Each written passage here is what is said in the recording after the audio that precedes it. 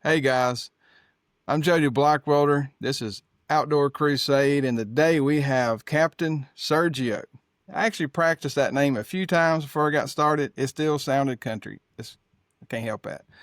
But Captain Sergio, I'm glad you joined us today. Now, this is a guy who has been in the fishing world. Let's see, I'm 47. So how many years have you been in the Longer fishing than world? your age. I, Okay. yeah. So today we're going to sit down and talk to him. He's in Florida, but he travels all over. Tons of experience in saltwater fishing and some freshwater fishing, and so he's got two TV shows he does, a charter business. So, Captain, I appreciate you joining us today. And the first thing I want to get started with is how did you get into saltwater fishing and then wanting to pursue this as like your career? All right. Well, Jody, I came over from Cuba when I was a year old to Ybor City, and back in the 50s, Ybor City was really something unique. I mean, now it's mostly all bars. Over the years, they got rid of all the housing, but there was two Catholic schools. It was a nice little town, and I came over when I was a year old, and we were living there. My uncle came from Cuba when I was about 4.5, and he was 18. And he lived with us for about a year or so until Uncle Sam gave him an invitation. And if you remember, back in the 50s, there was a thing called the draft. Right. But that year and a half that he lived with us, he was a nut about fishing. And he would take me fishing every weekend, everywhere. And that really got me hooked. He went into the Army. When he came back out, uh, he started taking me again because my father didn't fish. He didn't do much.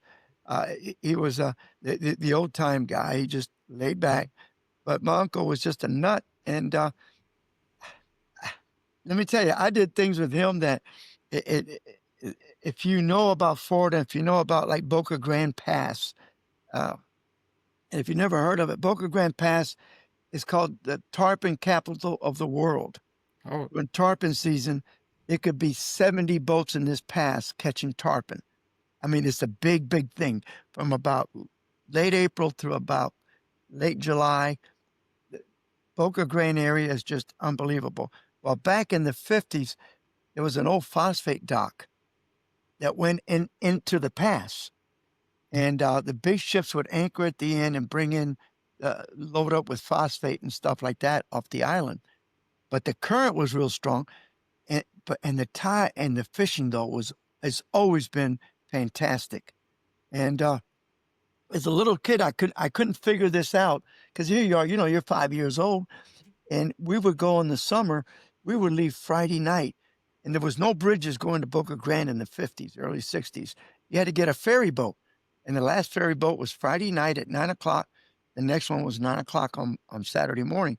So my uncle would come home, have everything packed, throw me in the back seat of his Nash Rambler.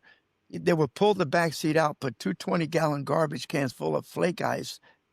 They give me a big blanket and a big towel to sit in between these two 20-gallon tanks while they drove down there. And then another car would come along, and they would always bring this guy. And all I can remember about the guy, he was the biggest drunk I ever knew. And they would buy like 3 bottles of rum and always bring this guy. And I couldn't figure it out. Well, when I got older, I figured it out. You couldn't fish off this phosphate dock. They had a security guard there at night. What this guy would do is on the weekends, they would bring this guy and he would sit with the security guard. They'd drink rum and play cards all night. Security guard would let my uncle and his two friends fish off the phosphate dock. And I mean, in those days, you could get 25, 30-pound grouper off this dock and Goliath wow. grouper and all of this. But the problem is, if I ever fell off, it was nothing but a wooden dock on each side of this conveyor belt running down the middle and wooden railing with big gaps. If I ever fell down, I was dead. The current runs about 5 knots through there. So what Wow. they did, they would take an old anchor line they had, and they would tie it around my waist and tie it around the railing, and it was about 25-foot drop. So the idea was if I ever fell down, I would fall, but my feet would hang on. Somebody could come running and rope me back up. And that's how I grew up fishing. Yeah. That's dedicated right there. Oh, And yeah. I mean, so you learned how to be. I don't know. I don't know what the word would be there, but you learned that you had to be resourceful to get to the good fishing spots. Oh, That's yeah. Yeah. And those days, there wasn't a lot in Tampa where I grew up. I mean, believe it or not, right now, one of the big game fish, people that come from up north, I take them out all the time. They're reading about it. They want to catch snook. you're right. Yeah. It's a big game fish. Well, back in the 50s and the 60s to about 68, snook was called soapfish. People caught them and just threw them on the ground, let them die. Because when you fillet a snook, if you don't do it just right and you cut into that little vein, they taste Right. like soap. So all those years, I remember we used to catch snook and we'll be fishing from the side of the river in the winter. They would come up the river and we'd be catching these huge snook. And people they catch them and just throw them on the grass, let them die. And you think about it now, Oh and yeah. now people come from all over down here to fish for snook because it's a big game fish. That's wild. So what was whenever you first got paid, you started making a living. Like, what did that look like whenever you first rolled into doing this for a living? I got my captain's license when I was real young in 1975, and there was only like 5 of us in the Tampa Bay area that had a captain's license. Wow. Because back in those days, in the last 20 years, they started a thing down here called sea school. Now, if you're on the saltwater where you're at, they probably have a sea school. But if you're inside lakes, you don't have to worry about that. But uh, sea school, if you pay $600, you go there every night for like 3 hours a night, Saturday and Sunday all day, and all they do is they teach you the answers to the questions. The last 20 years, the Coast Guard is pulled out because they don't have the resources or the time, so they gave it to sea school and said, okay, you know, you teach them, uh, you give them the exam, and do all of that. Well, what sea school does when you go there, they guarantee you're going to pass. There's 1,000 questions on the Coast Guard exam. They give you about 300 of them, and Okay. most of them are all multiple answers, and you just check a little block. Except the one that most people still fail, that they can't really teach you. You got to know that is plotting. Oh yeah. And the plotting, they still use the same one, from what I understand. And when I took it in 1975, they used Chesapeake Bay. And what they do is they give you this big old chart and they say, okay, you're going to leave from here. We want you to go there. You got to go between these islands. You got a north wind, 7 knots. You got a drift, a tide, incoming tide at 3 knots coming from this direction. And you got to plot how to get there. Still, 60% of the people fail it. The rest, they just teach you the answer. So, Right. when I took it, there was no such thing. It took me and 2 other guys about 9 months of studying, and you had to go to Miami to take your exam. And you actually got a room Friday and Saturday night because you had to drive down there. So you took your exam on Saturday. Anything that you missed, if you missed, there's like 3 different sections, you were allowed to retake it the next day. Then if you failed it again, you had to wait a month and go back to Miami and take that part of the exam again. So you always got a room for 2 nights, just in case you had to, and it Right. was tough, believe me, because uh, most people think, even now, a lot of the misses, there's a lot of trick questions that they still use to get you. When you're going up the Mississippi River, once you cross underneath this bridge, all your lights change. Your running lights all change, and you got to do all these changes, and they'll get you like, what's uh, if you see an amber blinking light, you're out in the middle, out in the Gulf or out in the Atlantic, and you're out there and you see an amber blinking light. What is it? Well, it's a surfacing submarine. Okay. How many people are right? How many people are going to think about that? Yeah. No. Uh. So I mean, I passed it, and I've had it so many years. I got a 100-ton license instead of a 6-pack. That means I got I can run up to a 100-ton vessel, wow. be 80 something people.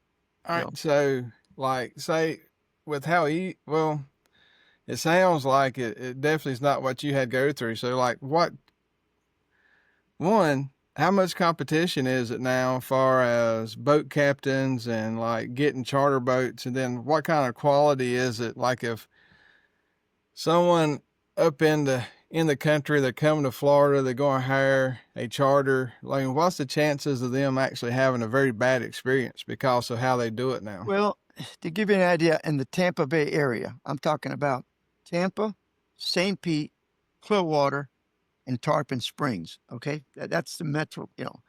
Uh, when I got my license, there was maybe 12 people, 12 captains in this whole area. There was only 4 of us in Tampa, and I was one of them. Okay, Uh, Last year, when I got all the information, there's over 400 and something. The wow, problem with that is that 75% of them aren't full-time captains. They work for the fire department. They work for the police department. They work for all these different places. And what they do is all they want to do is on their day off do a charter to help pay for their boat payment or their truck payment. right, So these guys really, they were good fishermen. Don't get me wrong. They know what they're doing, but for us to really be good, you got to be on the water 3 to 4 days a week. Now you right, can't be on the water 7 days a week because of weather. Anybody tells you they're on the water every day, it's impossible. right, We've had 2 weeks now, heavy rains every day, so you can get out maybe 1 or 2 days a week. So if this is a guy that, like he works for the fire department because they work 3 days and they get 2 days off. If those 2 days is bad weather, he don't get to go out. yeah, Or what'll happen sometimes, especially in the winter, the locals know pretty good. But like with me, is in the winter we get a lot of tourists that come down here, and a lot of the hotels will recommend me. And I've had people call me and say, Captain, they gave me your number. We want to go out tomorrow morning. I'm here for a convention, but starting late tomorrow afternoon at 2 o'clock, I've got to be tied up. And then the next 2 days, can we get out in the morning? Especially in the winter, you got a lot of cold fronts coming in. And when you right, get ahead of a cold front, the fish are going to bite. And saltwater, as the barometer is moving, the fish go crazy. Once that front gets here and you get the pretty blue skies, the fish they stop biting for about 2 days. So what'll happen is a lot of these guys, if that happens to be their day off, and you call them, they're not going to tell you anything because they need the money. So right, they're going to take you. And I try to be more conscientious. I have 155 captains that I broker for. And I can tell you out of 155 of those 400 and something, those are what I call the better captains. And out of that, honestly, there's 35 or 40 that I consider to be really good. And the right, rest are good. And then after that, I just know that they fish and they're conscientious and they'll treat the client right. But it's tough.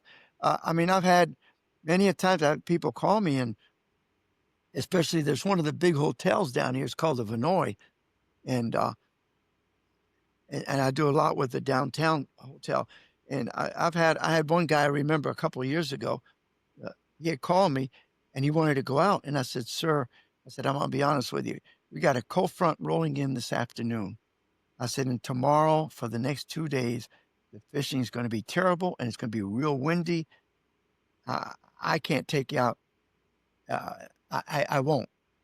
And I said, "So, go okay. I really want to go." I said, "Well, but I won't." I said, yeah, You can try somebody else. I don't even want to put you with one of my captains because I know you won't." Well, about 3 weeks later, I get this phone call, and this guy says, "Hey, you remember me? I'm so and so." I said, "No, not really." And he tells me, "I'm the guy you wouldn't take out fishing from the Vinoy." I said, "Oh, God." He says, I just want you to know I called the Vinoy today because I've been real busy since I got back. And I said, man, did I offend you in any way? I didn't mean to. He says, no, no. I wanted to let them know to make sure that they always gave your name out. He said, because I was hard headed. You told me what was going to happen. He says, I called another captain and he said, oh, yeah, we'll go out and catch some fish. He says, and you were right. He says, we got out there and I spent 4 hours miserable. The wind was blowing. We caught 2 catfish and 1 little fish. And I told the guy, I thought you told me that we were going to do really good. He says, well, I can't control the bite. Yeah. And people just work so hard for their money that now, don't get me wrong. The weatherman could say everything's going to be good. Everything's been okay. And we might go out and not do real good. But it's not because I didn't know that. I just Yeah. didn't know it. Yeah. I mean, there's obvious things that, someone with your years of experience, you kind of know, like I know that absolutely these days are going to be the worst, or these times will be the worst. But then you also just fishing. So you definitely can have days where things just don't work out. So let's say somebody is looking to book like their very first charter fishing trip, just in general, just in anywhere. Like, what are some things like that person? What should he be looking for, or he Well, or she? I would go number one is the one place I would never hire a captain from. Let's start there. It's called Fishing Broker. The guys that are on there are guys that are having a hard time getting charters or don't do very well. So they pay this company to get put on their website, and this company promotes them nationwide.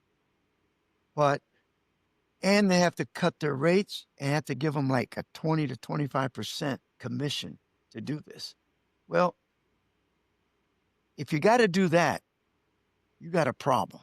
Yeah, I can see Because that. Yeah. good captains don't need to do that. Good captains will have a steady flow, just word of mouth.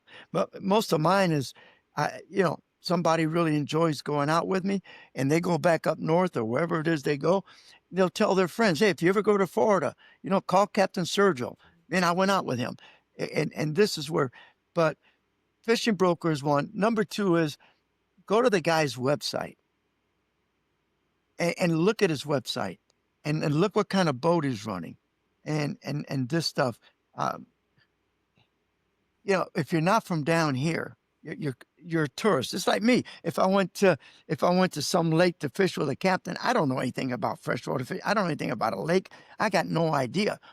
Right. There's guys here that they'll say, "Oh, we can do a trip for this much," and you say, "Gee, I've looked at some of these, and they're getting, let's say, $600 for a half a day trip. Man, this guy's $350 or $400. Yeah, this is a good deal." But you don't see much, or he doesn't have a website. Well, I can tell you, there's a couple of guys here that they're a lot cheaper, but like I run a 25-foot custom built boat that's very comfortable. I can go in 15 inches of water with it, catch snook and redfish all day, and you're very comfortable. I make sure that we have good tackle. I don't have Walmart tackle and all that kind of stuff. There's a couple of these guys, people don't know, when they show up at the ramp, one guy's got an 18-foot like aluminum John boat with a tiller, 70-horse Yamaha in the back with 2 bass seats in the front that are half rusted out from the salt water, and that's why he can get that. He has no time. On my boat, for example, or a good captain, you're going to have a nice T-top. You're going to have a nice big bait well. I run 300 in the back of mine. It's comfortable. If it gets rough, we got to cross the bay. You're comfortable. You're safe. And this is what I would say. Look at it. Look at their website. Look at a bit and see what you think. Right. That's very important. So what is, like, let's say for the average prices, if where you're at down there, what are they looking to spend, most time for a half day and a full day? Well, down here, if you're inshore fishing, we don't do full days. You can, Okay. but Jody, it's crazy because the tides are usually about 4 hours, Right. a little over 4 hours. And you got to understand that most inshore fish, you're going to get them before the change of tide, after the change of tide. You got one little slack period there. Most of the charters, I would say 80% of my trips are 4 hours. The other 20, the other 18% is a 5. Once in a while, we do a 6. You're going to catch all the fish. If it's a day, if it's a good day, you're going to catch all your fish in 4 to 5 hours. After that, it just drags. And you're paying a lot more money. So Right. the average trip down here is going to be 4 hours, and it runs like $600 for 3 people, $650 for 4. That includes everything except your food and your drinks. Like I supply the ice, the water, your fishing license, everything. Okay. Very cool. And we clean your fish at the end of the day. I clean your fish at the end of the day. Some captains, they don't. They'll charge you extra. Now, the other thing where you got to be careful on the offshore trips, there you got to do 8 to 10 hours, because where I'm fishing from, if we're fishing for snook, reds, trout, or cobia, whatever, in 15 minutes we're fishing.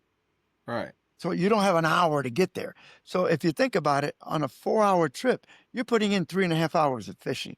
And if it's a good captain, like with me, if I enjoy the people that are on the boat and things have been a little slow, I'll tell them, hey guys, 4 hours is going to be up.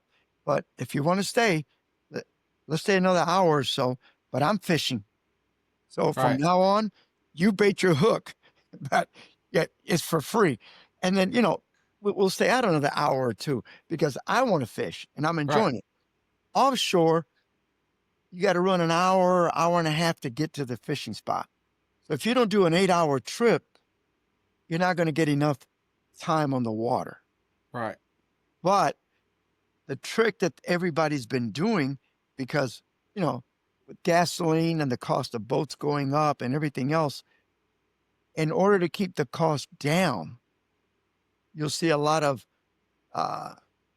8-hour trips for $1,600, $1,800. And you say, wow, that's pretty good. This guy's getting 22 or 2,300, and that's up to 4 people. Well, you better read the fine print, because the fine print on the bottom, and they make it real little, says plus fuel. Oh yeah. And what happens is when you get back to the dock, and I don't care, we got to use non-ethanol gas. I don't know what you use, but we use non-ethanol. Yeah. Okay. If we go to Wawa down here, about $3.75 a gallon right now, because gas is down. But any marina you go to, it's $5, $5.50 a gallon. So a guy pulls in that he took you offshore on an 8-hour trip, and he just got through burning 80 gallons of fuel at the end of the day. And when he fills that gas tank up, he says, all right, and we got $400 worth of fuel. That trip wasn't $1,800 anymore. It was $2,200. Right. So just like yeah. just like everyone else was charging. Yeah. Yeah, the legitimate guys will just tell you up front, I'm getting 2,100 or 2,400 for the day, and then But a lot of these, in order to try to get the business, and like like you understand, if you're not from the area, you're naive. You don't know any better. You just look at prices and you say, well, God, this guy is $500 cheaper. I'm going to go with this guy. Well, he's not $500 cheaper because you're going to pay for gas. Right. We're like, with an inshore, we don't. Inshore, that includes everything. Right. All right. So you have the charter stuff. You start doing that. When is it that you said, you know what? I need my own fishing TV show. Like, how did that transpire? Well, back about 25 years ago, I started radio, and I was doing down here, the 1040 AM was the ESPN radio station. So I got hooked with ESPN. This was 25 years ago. I did radio for them on Saturday. I had a show on the station for about 15 years. And then I kind of changed it and went to Spanish and started doing a Spanish radio show. And 12 years ago, 13 years ago, something like that, I met this guy that used to run uh, in Washington, D.C., used to run Telemundo. Telemundo is like ABC or Fox in the Spanish side of the market. They're Right. real big. I mean, they're the dominant factor.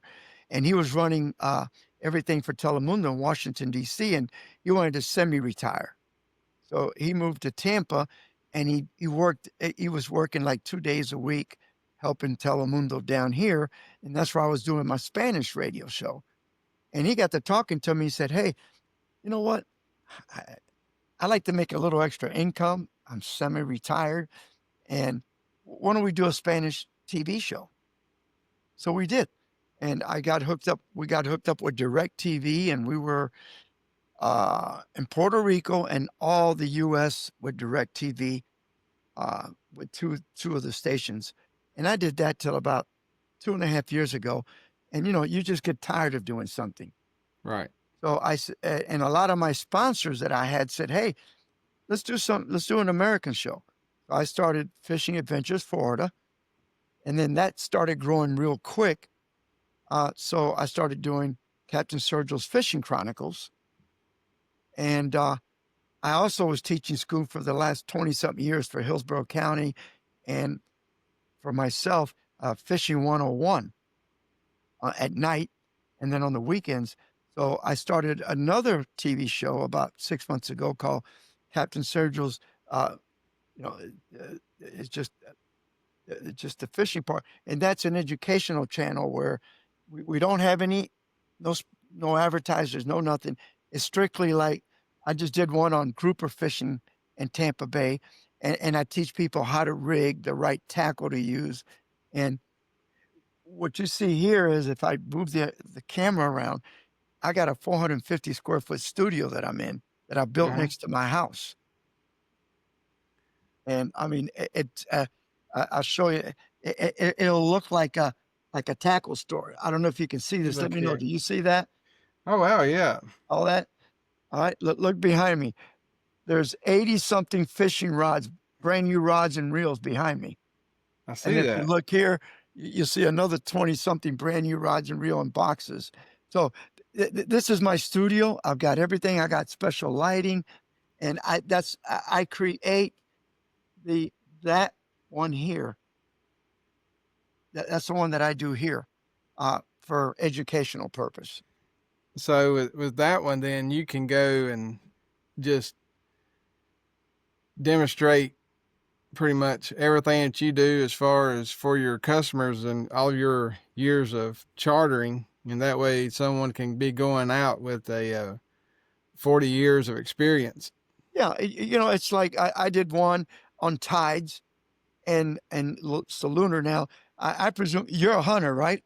Yeah, well, I like to Okay, hunt and fish, but here okay, mainly freshwater. Yeah. okay. But as a hunter, you use the lunar tables. The Yeah, I've always I'm pretty old fashioned, so I kind of like that kind of stuff. Yeah. Okay, well, and fishing inshore, the lunar tables are very important for us. And but one of the things I always used to teach in the school, especially with hunters, I would say, "Have any hunters in the room?" And they would raise their hand. And I said, "Okay, I'm going to ask you a question, and I can catch you if you're going to lie to me. So don't be careful how you answer this." And I would always tell them, I said, "If you killed a deer, yeah, I killed a lot of deers." I said, "Any of the deers you ever killed, did they have a watch?" "What?" I said, "Did they have a watch?" "No." I said, "Well, you got to remember, we have watches. We know what time we get up, what time we have breakfast, what time is lunchtime, what time is dinner." I Right. said, "The wildlife, fish don't have that. But the solunar table is, to me, is a biological clock that teaches them." And believe me, I swear by it because I've had days that I'm at the right spot. I'm right at the mouth of this little creek by the mangroves. Everything seems to be right. It's 9 o'clock. The fish should be biting, and we haven't had a bite for an hour. And I'm standing up in the front of the boat, and I'm saying, "God," and all of a sudden it's like a switch hits it, and will catch 30 speckled trout in 40 minutes. But you look, major feeding period. It Right. kicked on. And to me, the major and the minors play a big role. Now, when do you fish? Anytime you can go fishing. Very true. Yeah. But if you can tie your tide movements, your major and your minor lunar tables with the time you're out there, that will greatly increase the amount of fish you're going to catch. Fish are always going to eat, but they're always going to eat much more. And especially like bottom fishing in the ship's channel for grouper and snapper down here, I can tell you, you can almost see it. You'll be catching a few fish, and all of a sudden that major kicks in, and you'll start getting one bite after the other. So Right. you got to use that. I mean, you got to use that to your advantage. So up here, I grew up on a farm. We had cattle or some cows. I think cattle has in vast. We had about 30, and but here I'm close to Yagan River, which is one of our main river sources through the Piedmont. Really, you can get 30, 40 pound catfish out of it. And then there's a bunch of farm ponds, that stock that some of them are, really old. So you can catch some pretty big bass out of them. And then we have a lot of lakes. We got the Yagan River and the Catawba River. One of them feeds High Rock Lake. One of them feeds Lake Norman. So growing up, um, as a young kid, if the cows, like, they all lay down at a certain time, and you'll be going by like our place and the cows will be laid down. You'd go up a mile or two up the road, and they're laying down everywhere pretty much. And my grandpa was the one who took me fishing the most. And if he looked out and he seen the cows laying down, he's like, "There ain't no point going right now. You ain't gonna catch nothing." He would not leave the house. Now, whenever a few cows got up, he would be like, "Well, let's go. They're getting ready to start biting." So, and then those kind of correlated too with the whole lunar cycle, even with the cow stains. And so, even me now going deer hunting, if I looked out and seen the cows laying down, I'd figure I would probably bust, a deer out of the bed. And if you see them all eating and standing up, you figure you might run into one if you got like an area in the field where they're feeding a lot. So I don't know. That always kind of played into me. I know that there's a ton of people who are like, no, deer get up in the mornings, they eat, they go bed back down, they get up in the evenings and they eat this and that. But I don't know. After being around the cattle and other domestic animals, I can see it playing in them, and they got food available pretty much all the time. So Well, I could see it like this morning when I was going out to get a few things done. I had 3 deer just cross the road about a block from me, and we're in a minor feeding period. all right, They were active. They were out active, looking for food. But no, I mean, all these little things that you learn over the years, uh, uh, and I don't know how strong it plays in freshwater versus saltwater, but like we're most of our fishing when we're doing the snook, the redfish, the trout, and the cobia, uh, and even the tarpon up in this area. Most of the time, we're fishing in 2 feet of water, yeah, no more than 3. And sound noise is very important. You know how many times we got the power poles down. I got the snook chummed up along the mangroves, and we're starting to catch a bunch of snook. And one of my clients, by accident, he'll drop the hatch on the boat, and you hear that bam, and you could see the fish, because most of the time you can actually see the fish because it's clean water and you're shallow. You see them go, and they just take off, oh yeah, and you got to wait for a while for them to come back. So you got to be stealth yeah, in the way we fish in shallow water, because it's and all these guys with towers. I've had boats with towers, boats without towers. The last one I just got rid of had a tower. Tower spooks the fish, especially in the winter months, because the water gets so clean. Uh, during around May till about late October, the water looks like you think it's dirty, but it's not dirty. It's algae bloom, because all these houses, the fertilizer, we have a lot of rain. and all the nitrogen gets washed into the bay, and that makes the algae bloom. So the algae makes the water. So in areas that November, December, January, February, there's areas in the bay that you can look down 15 feet and see the bottom. Around the docks, you can see down 7, 8 feet. But in the summer, you see about 2 feet. Yeah. You And definitely have to sneak up on them then. yeah, and when you got a tower, believe me, that tower sticking up there 10 feet, 12. Remember, now when you're standing on that, you're sitting on that tower or you're standing, you're about 15 feet up in the air. Those fish can see you. And I've seen it. I'll come cruising and you can see them run Yeah. away because they can see you. So so you started doing the TV show. You're doing so you got two TV shows, and you're doing your thing there in your studio, your educational, and And just having your I write for 4 magazines. write for 4 I write magazines. for, I, I don't know if it goes into your area or not. I know it goes into 13 states called Woods and Water. I haven't seen that one here in North Carolina. Now that one, it's not a freebie. You got to buy it. It's Right. usually, and uh, it's called Woods and Water. I write one for called Coastal Angler, and I write one for Onshore Offshore, and then the other one is one that's based out of the west coast of Florida called the Mariner. Okay. So I've been Yeah, doing two of that for those. about Two of 15, those are 18 available years. here. Yeah. Yeah. Man, you stay busy. So what's any kind of future projects? I mean, it sounds like you're pretty covered right now, but any kind of future projects you're hoping to do for the rest of this year, maybe next year? Well, right now what we're doing is, we're going to be in your neck of the woods in 2 weeks. We're going to be in North Carolina. We're going to be fishing for those big bull reds that come in from the Atlantic into the bays. And last month I was in Louisiana fishing for reds. Right now, what I'm doing is I'm working, setting up a schedule for next year of places that once a month we like to go somewhere outside the state to do one show Right. if we can, and that's for the Fishing Chronicles. So I know we're going to go to Panama next year, and but I know, and we're going to be in the Key West next year, and we're going to be in Boca Grande next year. That's a given. But I'm looking to go to Tennessee. I got a captain up there that I know that talking about striped bass and big catfish. I like one day to go up and be with you and do a show with you. Do a couple Yeah. of shows with you. Yeah. Anytime that you want to come up, we actually, I have some friends who, I mean, they're not boat captains or nothing like that, but their hobby is to go and they like doing the catfishing, especially at night. And they pretty much go after the 20, 30 pounders. So you don't catch because they're using such big tackle and big bait.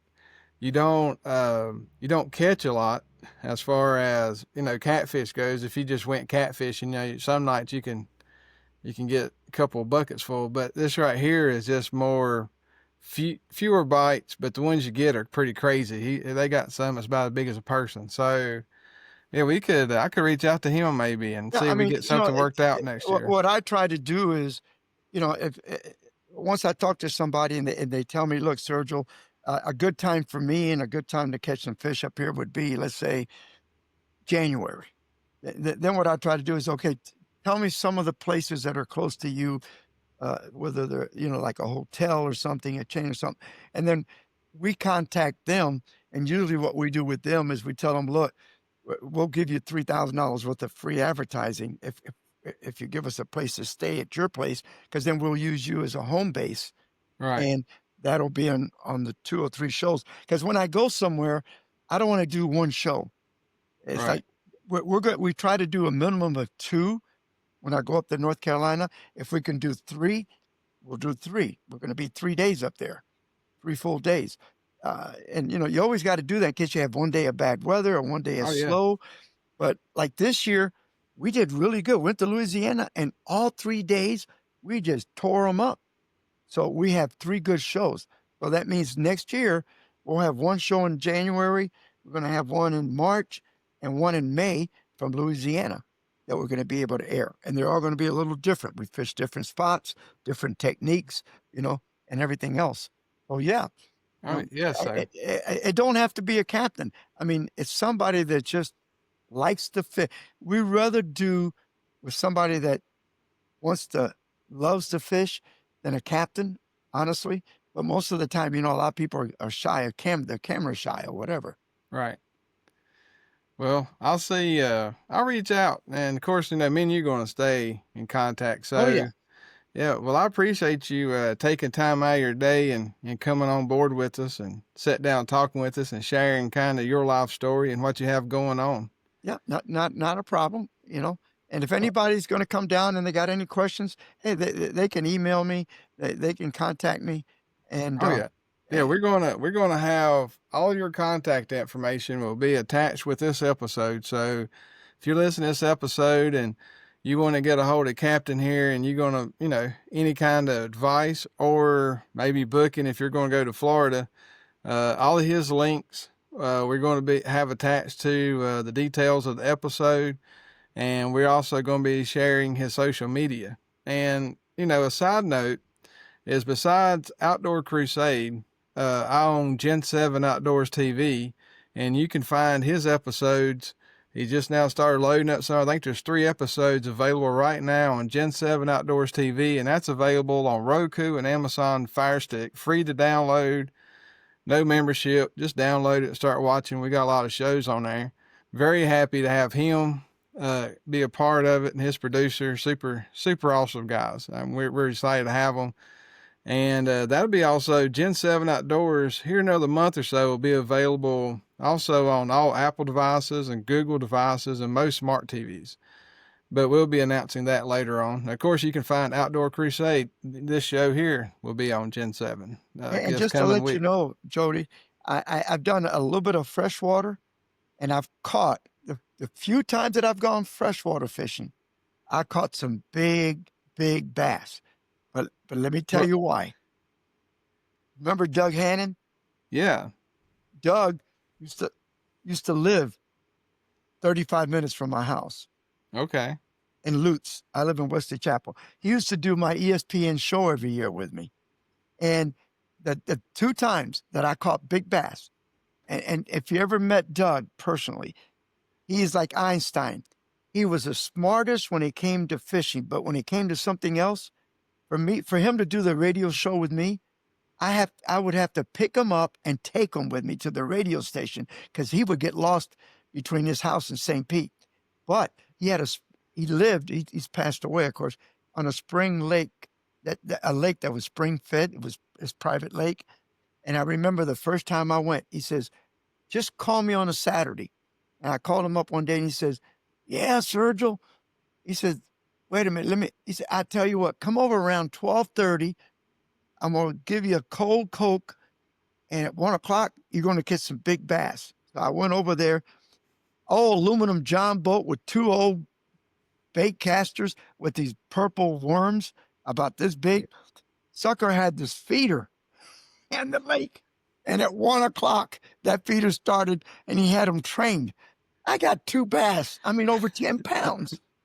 Man, that's nice right there. But he never worked a day in his life except for the stuff he did for ESPN. He owned all the patents on the trolling motor props from Minn Kota, everything. I didn't know that part. I mean, Yep. I knew that he was in there, but I didn't know that he actually owned the patent. So yeah, he owned didn't the have patent to. on all the trolling motor prop. He got paid for that since he invented them. He patented them in college, and that was it. Wow. And he was a super nice guy, down to earth. You couldn't ask for a better person to know. That's awesome. But I want to thank you for having me on your show. And probably in November, after you get settled down, I'm going to have you on my podcast on Monday night. Oh, yeah. Yeah, just let me know. We'll jump on with you. All right, that you sounds got like it. a plan. Well, Thank I you, appreciate it, and you have a good one, Captain. Yes, sir. God bless you. And thank you. And to everybody else, God bless you. Be safe in the outdoors. Until next time, you can find us on outdoorcrusade.com.